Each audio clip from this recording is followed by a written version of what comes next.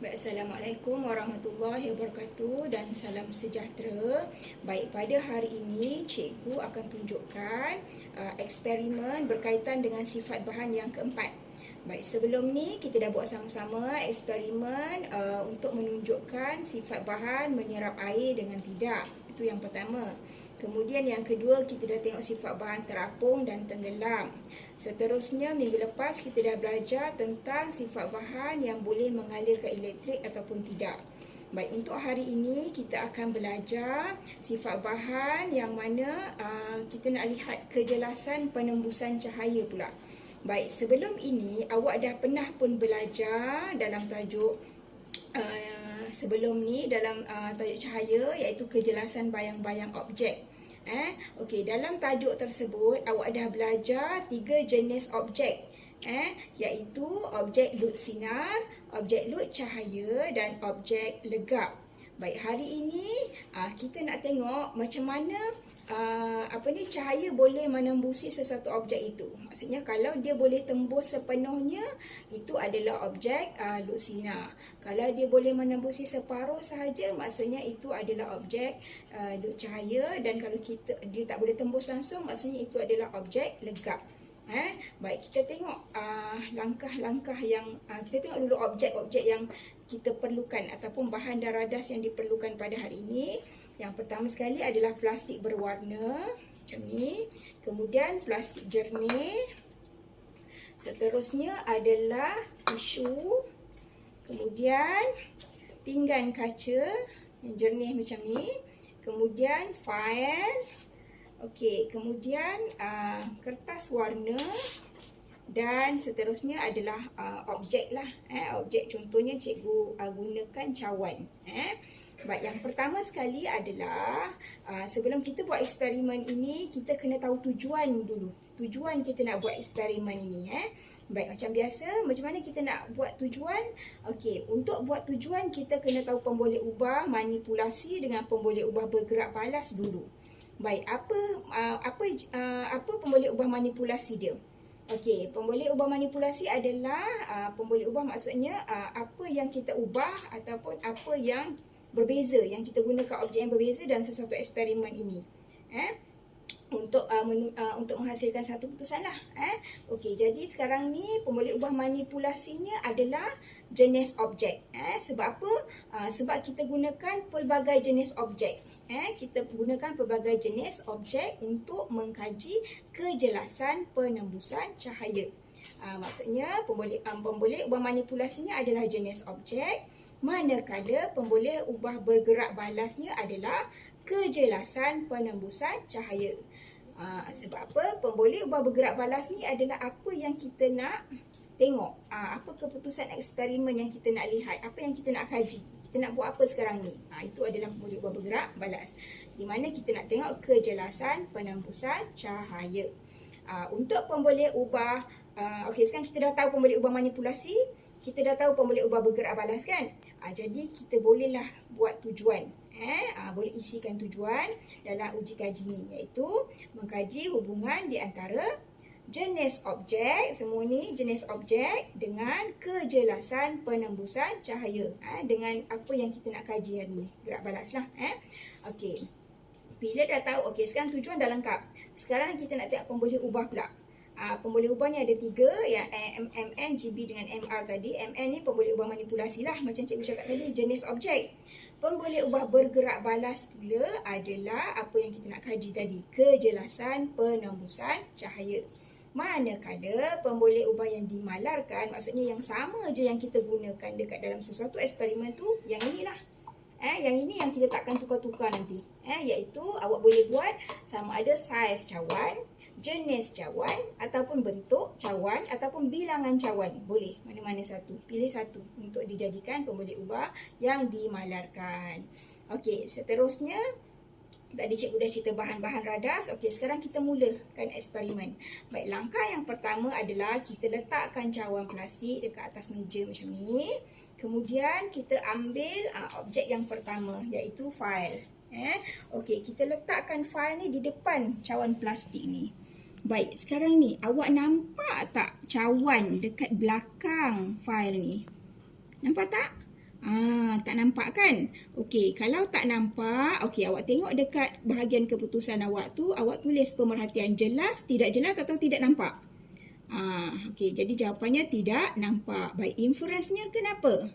Kerana cahaya tidak boleh menembusi objek.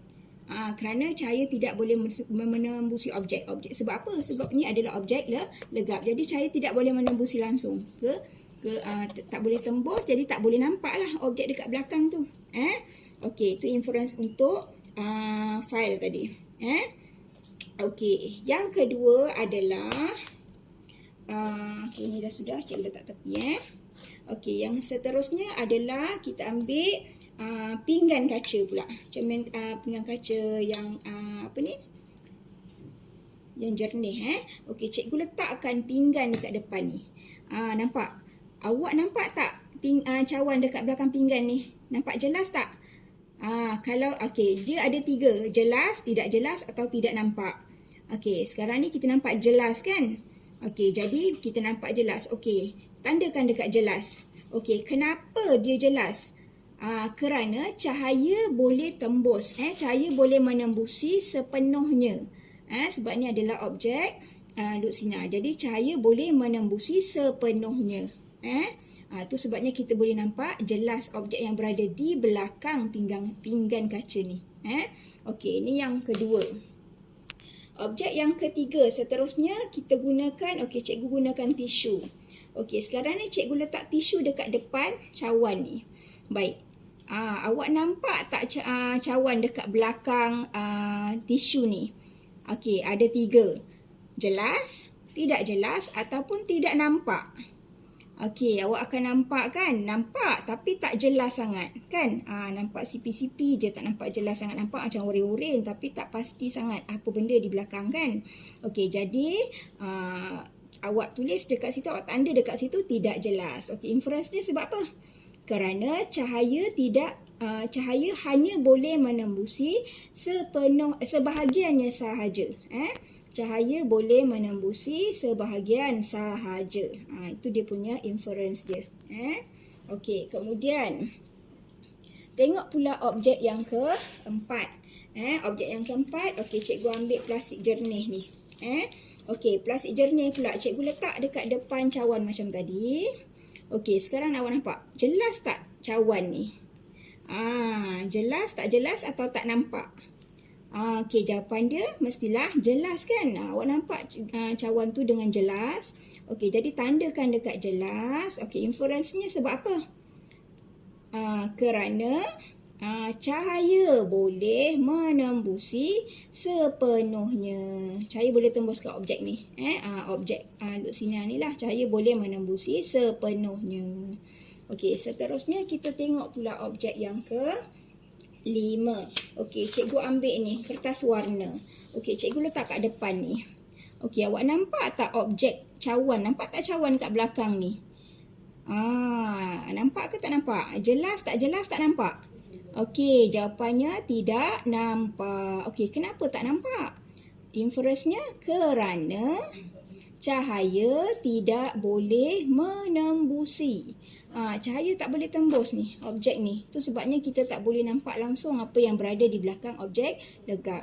Cahaya tidak boleh menembusi. Okey, seterusnya objek yang terakhir adalah plastik berwarna. Okey, plastik berwarna ni cikgu letak dekat depan ni. Okey, sekarang ni awak nampak tak cawan ni? Nampak tak? Masih boleh nampak, cuma tidak jelas. Okey, jadi awak tandakan tidak jelas di situ. Inference sebab apa? Kerana cahaya hanya boleh menembusi sebahagian sahaja. Cahaya hanya boleh menembusi sebahagian sahaja. Maksudnya separuh je cahaya yang boleh masuk. Tu sebabnya awak hanya nampak, awak boleh nampak tapi tak jelas lah. Tak jelas. Okey, sekarang ni dah cukup 6 objek yang kita dah buat. Okey, sekarang ni kita nak buat kesimpulan pula. Macam minggu lepas, kita kena asingkan objek tadi. Okey, kalau minggu lepas kita ada 2 je kesimpulan. Tapi hari ini kita ada 3 kesimpulan. Baik. Yang pertama sekali kita kena asingkan. Yang ini adalah objek legap. File dengan kertas warna ni objek legap. Kemudian tisu dengan plastik berwarna ni objek luk sinar.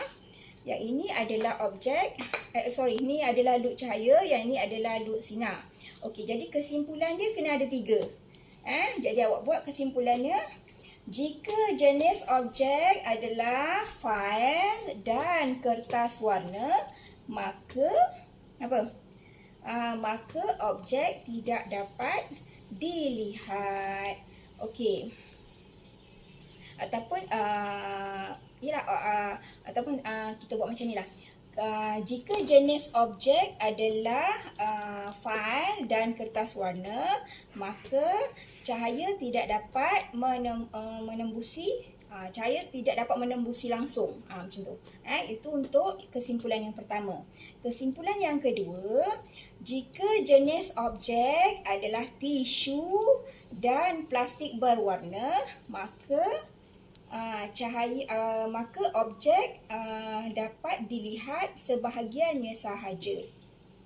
Okey, maka cahaya boleh menembusi sebahagian sahaja. Okey. Dan yang ketiga, kesimpulan yang ketiga untuk objek luk sinar tadi tu, okey. Kita buat jika jenis objek adalah pinggan kaca dan plastik jernih, maka cahaya boleh menembusi sepenuhnya. Okey, dapat? Okey, cikgu ulang lagi sekali untuk kesimpulan tadi.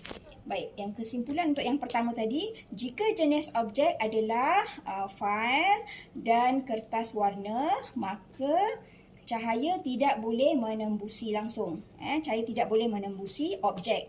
Okey, yang kedua, jika jenis objek adalah tisu dan plastik berwarna, maka cahaya hanya boleh menembusi sebahagian sahaja. Yang ketiga pula, jika jenis objek adalah plastik jernih dan pinggan kaca, maka cahaya boleh menembusi sepenuhnya. Baik, faham?